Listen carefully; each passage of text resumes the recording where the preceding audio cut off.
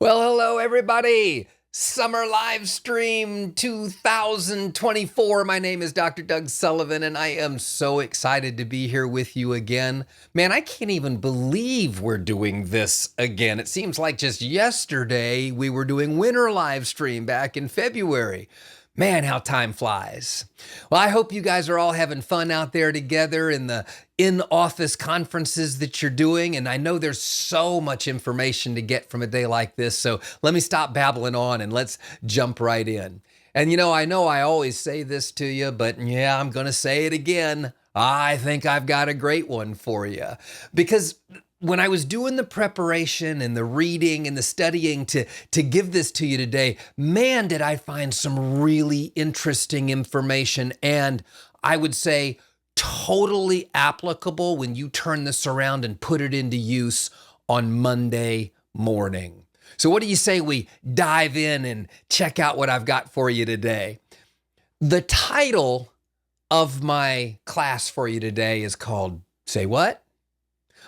But hang on, we got to position this correctly. Let's actually set it up the way it's really meant to be. It's not say what, it's say what, right? You got to give it that attitude. Everybody do it with me. Say what? Yeah, that's the title for today. And it's actually building on a theme that I realize I've been putting together over the last few live streams that I've come in to talk to you. So let me go back and set the foundation for that theme that's coming through. You might remember that for each of the last few live streams that I've taught a class in, I've done it off of a basis of core value number 2. Core value number 2 here at Integrity Doctors is chiropractic. Now let's go in and pull a piece out of core value number 2 that I think is really applicable for us to grab onto. It says, the public doesn't know chiropractic. They don't know how to say it. They don't know how to spell it. And they definitely don't know how it works. They need to know the tremendous healing power of chiropractic. We've got to stop being so quiet and bashful about the value of chiropractic care. There's a word I just love. We're going to keep coming back to it. The value of chiropractic care. We must stop fooling ourselves into thinking that they already know how great chiropractic is and already know how great their results that will come from chiropractic are going to be. How are they going to know, everybody, if we don't tell them? How are they going to know? That's the foundation for our conversation today. And then over the last few classes, we started talking about how are they going to know? And simply put, we've got to tell them our value. You might remember that I really brought this together in the winter live stream a few months ago. I said, your words will tell others what you think. Your actions will tell others what you believe. I stole that from Pastor T.D. Jakes. It matters what we say, right? You've heard people say, your words matter, your actions matter. We've got to tell our patients what our value is. Now, how do we do this? Well, let's back up a few live stream classes to the summer of last year, 1 year ago, 2023. I taught you a class called The Secret Sauce of the Integrity System. And in that, I brought you 2 principles that were so important. The principle of repetition and the principle of consistency in your messaging. And you might remember that I told you they really had both a simple reason and a complex reason for being so important when you're thinking about crafting your message of value to your patient. The simple reason for having repetition and consistency in your message is that you keep it right in the top of their mind. When you're doing it over and over and saying the same thing over and over and over again, you just keep it in the top of their mind. But it gets more complex than that as well. When you give a repetitious, consistent message, you trigger this deeply emotional and psychological set of responses that develop a familiarity with your message. They increase trust in how your patients view and think about you. Repetition and consistency create loyalty. That translates to us as retention of our patients. And it creates a high perception of value for what we do, for what chiropractic is. So repetition and consistency are incredibly important. Now, if we just pick on the surface here a little bit, I told you that repetition being the first ingredient of the secret sauce of the system. I mean, we prove that within our system over and over and over again. In fact, I use the example of the statement that we call the HEAL, Prevent Future Performance Statement, right? Doctors, you know this one, right? It comes out of your 6-point office visit, but it's in lots of places, actually. We repeat it over and over and over again. We put it in our videos, and the various presenters in our videos say this statement over and over again. We put it into print on our report of findings booklets, on our wellness reports. And yes, doctors, of course, you know it's point number 3 of the 6-point office visit. I mean, walking the walk, walking the talk, I guess they say. When you do a 20-visit treatment plan, we count about 28 times that your patient is going to encounter the HEAL, Prevent Future Performance, and they're going to encounter it both, or should I say, in voice, in print, in video, so they come across it in a lot of ways. And in fact, that leads us into our second secret ingredient, which is consistency. You may remember I taught you that it's not just enough to repeat the idea. We need to be consistent about the words and the phrases we use, the graphics and the images, and even the people that present the ideas. Right? So let's dig into that just a little more as a reminder for you. In consistency, we talk about using the same language over and over again.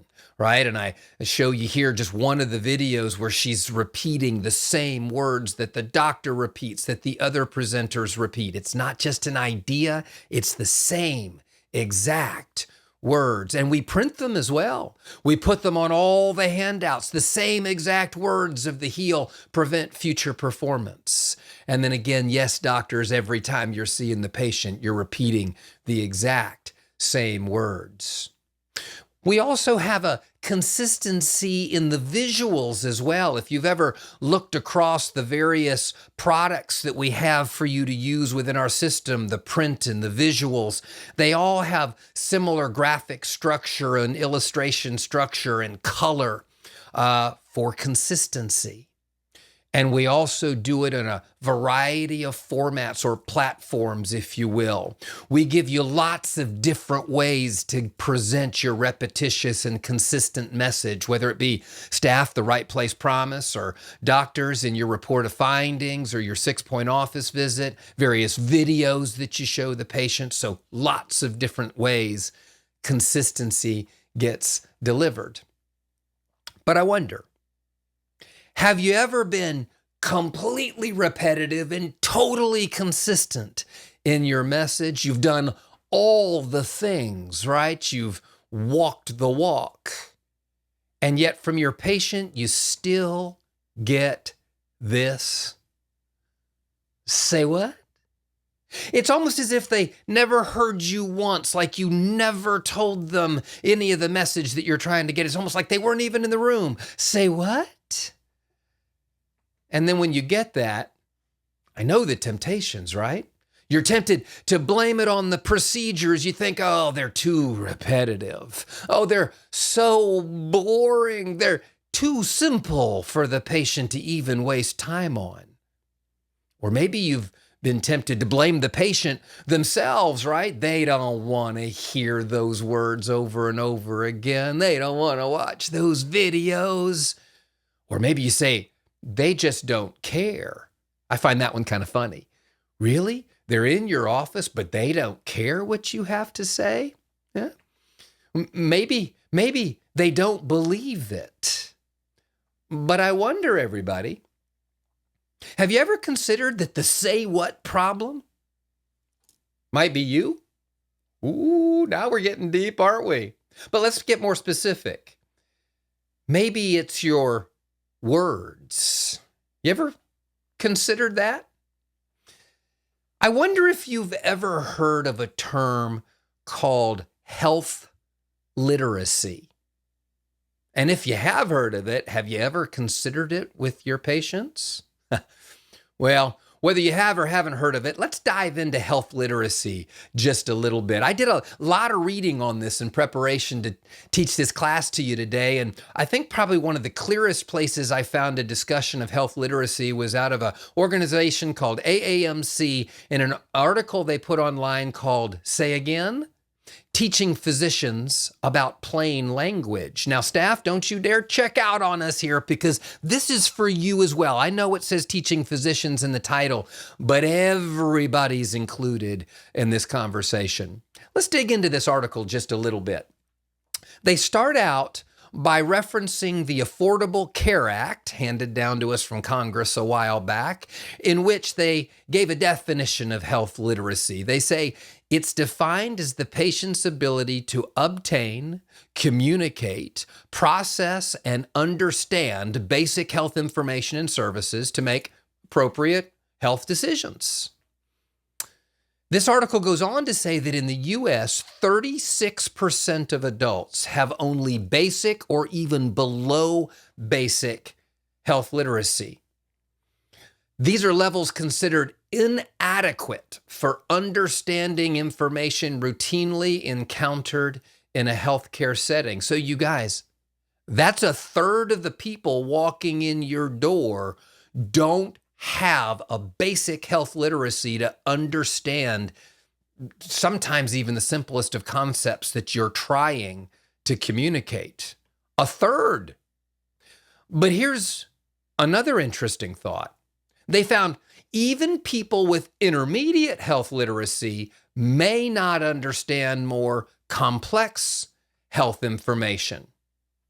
So you got to think about this, everybody. Whenever anyone, regardless of how they do on a health literacy test, yes, there are health literacy tests out there, but whenever anyone is sick or scared or hurt, they will predictably have a harder time processing new information and recalling it later and using that information to make informed health decisions.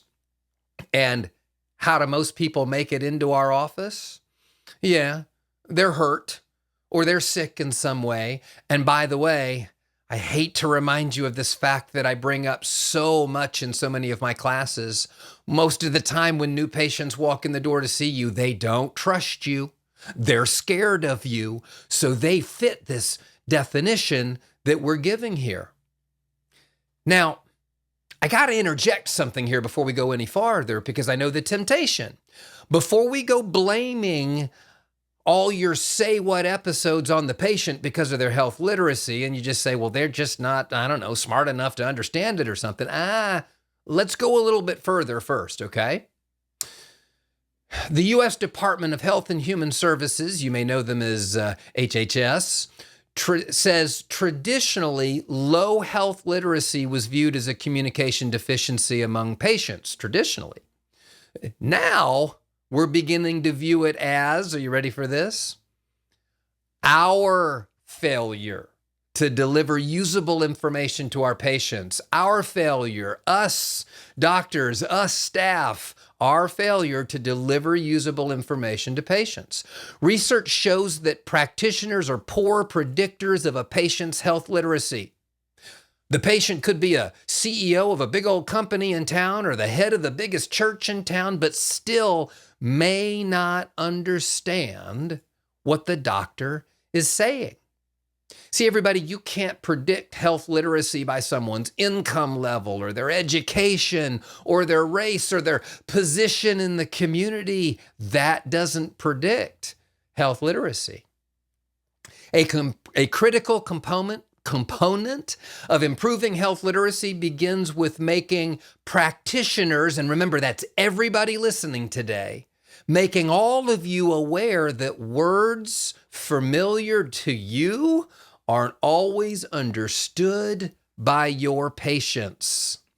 I wonder, have you ever used any of these words with your patient? Well, there's one, vertebrae. Have you ever used that word? How about degeneration or subluxation or extension or flexion or staff? How about this one, examination? I'll bet you've used that one before. You ever used the word wellness? Maybe herniation or manipulation. See, these are all words, everybody, that are comfortable to us. They're understood by us. They're known by us. We use them regularly. And is there anything wrong with them? No, nothing wrong with them at all. But here's something we've got to understand. They're your words, all right? Yours and mine. They're the words of the industry that we work in, but not in the circle that your patients live in. Those are words they may never have used or thought about in the proper context before. So while you get them, what you get back from your patient is this smile and nod. You ever gotten this, you guys? This smile and nod, and you're going, oh, they get me. Yeah, smile and wave, boys. Smile and wave is what's going on inside of their heads. They have no clue what you're saying, but they're too embarrassed or frightened or whatever it might be to tell you. So they just smile and wave, and you think you're getting through. Meanwhile, nothing's clicking up here. So, what's the disconnect? What's going on here? Why do you think they should understand you when you're now finding out that many times they don't have a clue what you're talking about and they're not telling you? I want to introduce you to an idea that I coach on quite a bit, and we've talked about in classes in the past, but maybe not in a while. I want to talk to you about an idea called the curse of knowledge. Let's get a definition to it first. The college definition of the curse of knowledge is a cognitive bias that occurs when an individual communicating with other individuals unknowingly assumes that others have the background to understand. So, in a way, everybody, we're all cursed. There's no escaping it, and I'm going to tell you right now, there's no vaccine. But that was just a dry definition. Let's see if we can actually explain this a little bit more clearly so that you can all get a better idea of what this is. Let me give you some background. The phenomenon of the curse of knowledge first was coined way back in 1989, and I'm sure you caught the article. It was in the Journal of Political Economy. You all read it, right? Yeah, almost nobody read it. But it did start to stimulate some experimentation. And in the very next year, 1990, at Stanford University, Elizabeth Newton published the first of what have become hundreds of articles as part of her PhD dissertation. It was called The Rocky Road from Actions to Intentions. And what she did was really interesting. She created a very simple experiment in her social psychology laboratory. She created a game where she took people and divided them up into two groups, tappers or listeners. Now, over the course of the experiment, the tappers tapped out 120 different well-known songs to the listeners, okay? Interestingly, as the tappers did this, and by the way, I should say the listeners were completely blinded or deafened, if you will, to the song. They had no idea what the song was. They had to listen to the taps and take a guess. Now, interestingly, the listeners only guessed 3 out of the 120 songs as each group was monitored. That's under 3%, everybody. But what's really interesting about this experiment is before the tapping and the guessing was done, the tappers were asked to predict what the listeners would do, and they predicted that the listeners would get the song right 50% of the time. 50% of the time, and yet the listeners got it right less than 3% of the time. Okay, one time in 40 is what they were getting. All right, and the tappers thought they'd get it across one time out of every two. Say what? What's going on here? What's happening? See, as a tapper, they had to be told or sung the song beforehand in order to be able to tap it out. And then what happens is it's impossible for the tapper to avoid hearing the tune in their head while tapping. They've got to sing it along in their head, so to speak, in order to tap it out, right? Meanwhile, the listener who doesn't have any benefit of all of having that tune in their ear or in their head, I mean, they only hear this sort of bizarre tapping on the table, this bizarre kind of Morse code.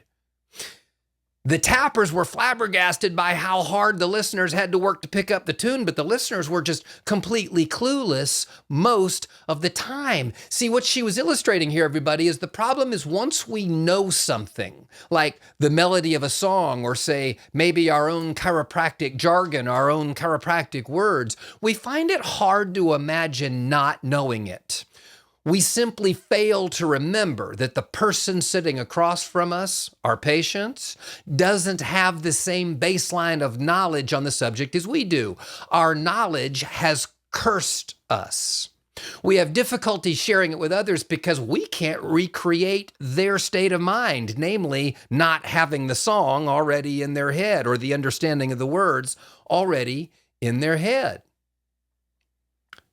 But you know, as I've taught on this over the years, I've had a lot of people sort of look at me and go, okay, but I'm not sure that they're totally convinced. So here's what we're going to do today. We're going to recreate Ms. Newton's, although I think it's now Dr. Newton's, experiments from back at 1990 at Stanford. We're going to do the tapping and the listening experiment. You are going to be the listeners. I am going to be the tappers. Now, I know a lot of you are sitting out there in a big group right now, so here's the deal. As you listen to the song I'm going to tap out for you here in just a moment, keep your guess, or if you know what it is, keep it to yourself. Keep it in your head for the moment. Don't yell it out. Let everybody have an equal chance at trying to guess what this is, and then we can compare notes afterwards and see how you did. So I'm going to go ahead and tap out a song for you. Take a listen and see if you can guess what it is. Here we go.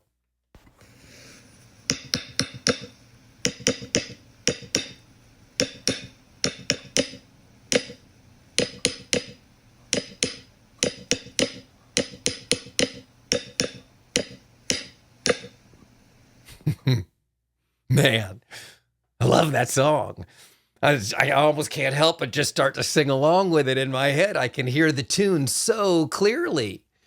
But I wonder, how'd you do? Do you know what the song is? Don't yell it yet. Don't yell it. Let's hang on. See, to me, I mean, knowing the song, I don't know how you could possibly be struggling with it. I got to tell you guys, it's so easy. I think just about everybody's going to know this song. But see, it's not so easy from your perspective, is it? What I'm demonstrating to you is the curse of knowledge. I know the song. I can't unhear it. I can't get it out. It plays in the background of my head when I give you the taps. It has to in order for me to have the rhythm to tap it. And that makes it so clear to me. But I wonder how frustrating this is to you, not knowing what it is, as I'm sitting here kind of saying to you, how can you not know? All right, so let's do this, you guys. Let's get you over here on my side as one of the tappers so that you can hear the song. Get your phones out. We've got to make sure that we don't tick off YouTube. I can't play the song over the class here today because YouTube will shut us down. So I found an interesting way to do this. Get your phones out. I'm going to give you a QR code here in just a moment, and it's going to go right to where the words of the song started that I was tapping. So I'm going to give you about a minute because I know some of you, when you scan the QR code, you're going to get an ad first and you got to skip past it. And I want you to listen to the song and then let's see if it makes sense to you. Okay, here we go.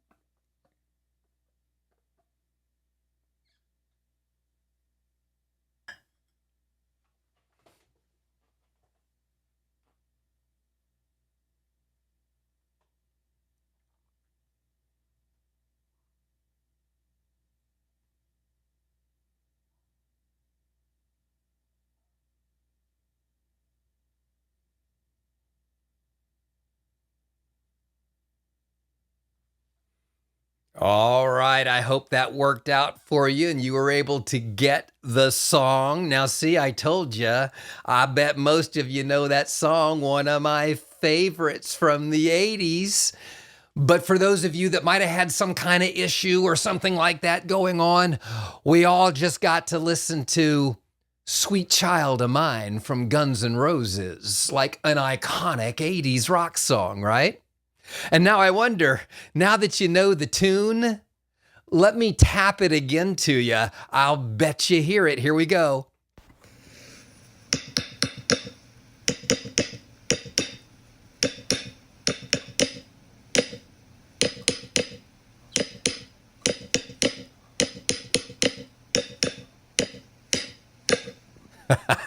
Did you get it? Did you get it? See, it's hard now, isn't it? I mean, you listen to the taps and you go, oh my gosh, I get it. I hear it. But you guys, you're in trouble now.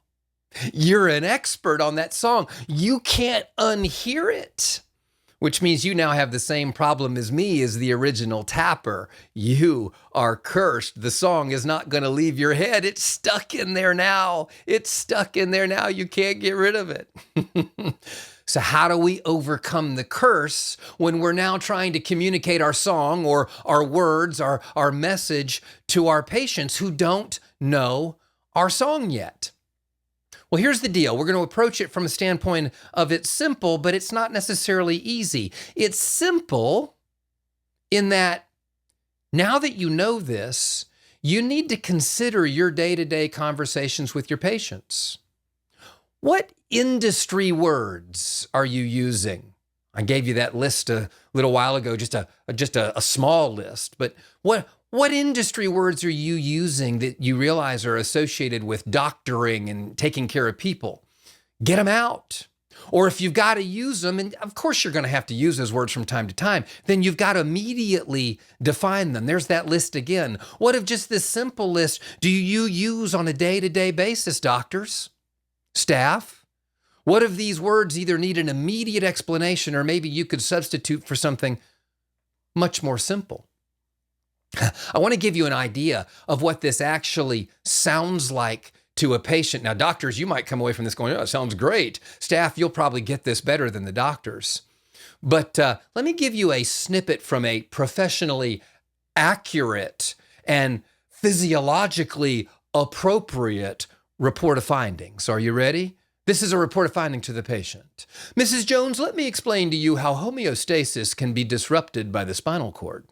The central nervous system extends caudally from the brain down to the sacrum and innervates all of the viscera and muscles via peripheral nervous system.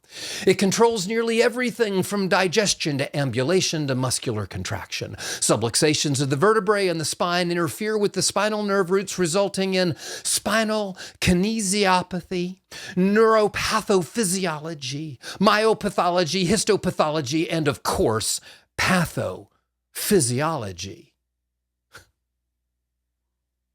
Say what?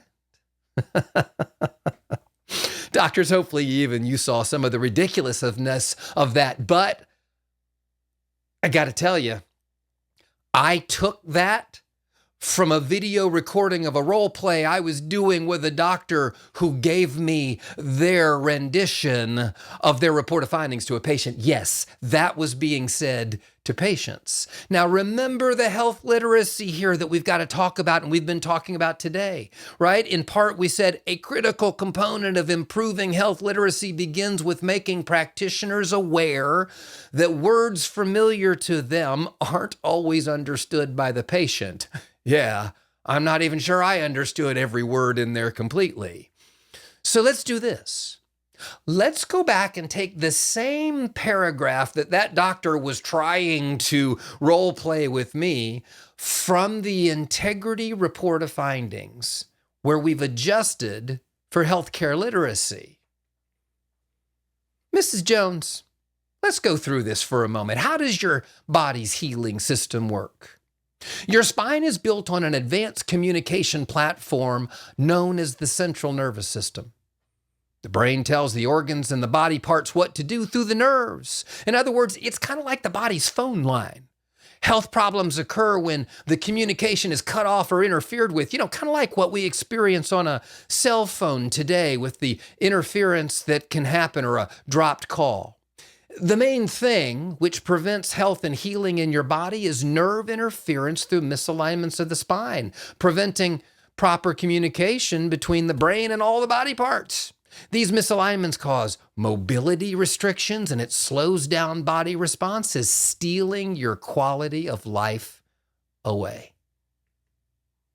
See how much simpler that was, everybody? We used ideas like they already know, like the body's phone line. And we said the communication's cut off, just like when a cell phone drops a call today. Nerve interference through misalignments of the spine, but we don't get in any more depth than that because we start leaving their understanding. See, this is simple for your patient because now you're tapping a song they already know. They understand phones and cell phones. They understand drop calls. They've already been taught this song.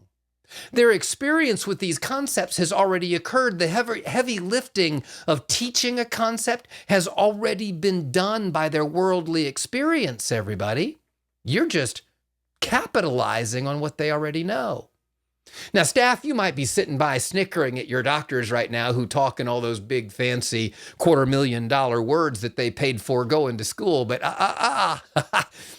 you can get caught up in this too. Let's take a snippet from a spot of getting a new patient into the consultation room to see the doctor for the first time. It might go something like this. Hello, I'm Mary, one of Dr. Smith's assistants, and let's get you ready to see Dr. Smith. I need you to step up on that scale. Yep, get right up there. Okay, thank you very much. Now sit down in that chair. Let me get your blood pressure. Yep, let me pump it up. Let me squeeze it. Okay, 140 over 90. Okay, now go ahead and take off all your clothes and put this gown on facing to the back. Dr. Smith will be in shortly to do your consultation, review your medical history for adverse issues, do your exam, and order any other testing that's needed. So nice to meet you. Now, hang on. Let's go in and dig into this. First off, get naked like right now, like I just met you and now I got to take all my clothes off? I'm not so sure. And by the way, consultation and examination, aren't those the same thing anyway? What's the difference? And testing.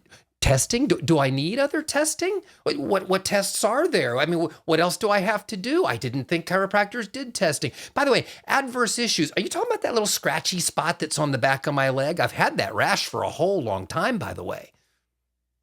See how easy it is to get off track, everybody? Let me go back and pull the same general spot from the Integrity Right Place Promise. Mrs. Smith, here's what we're going to do. I'm going to have you watch a short 5-minute video that answers questions I know you already have. We want you to know what to expect from both our care and service at our award-winning clinic. At the end of this video, Dr. Smith's going to come in and see you and talk to you and discuss with you about a plan to help you living better again, living well again. This is going to be great. I'm so glad you're here. See, everybody? Simple. We took even what we would think is easy words like exam and consultation. We took them out. Simple, everyday words. Clear guidance as to what comes next. No scary clinic language. Simple, right? But as I said just a moment ago, not necessarily easy. Because everybody, your song never leaves your head. Your song never leaves your head. Once you know what the song is, the song never leaves. I'll prove it. Listen to this again.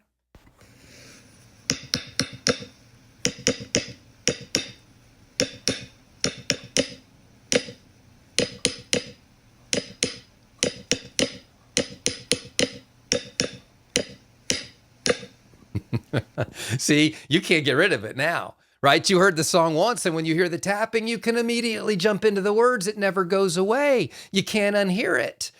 But now you also can't imagine somebody else not knowing it either. You're cursed.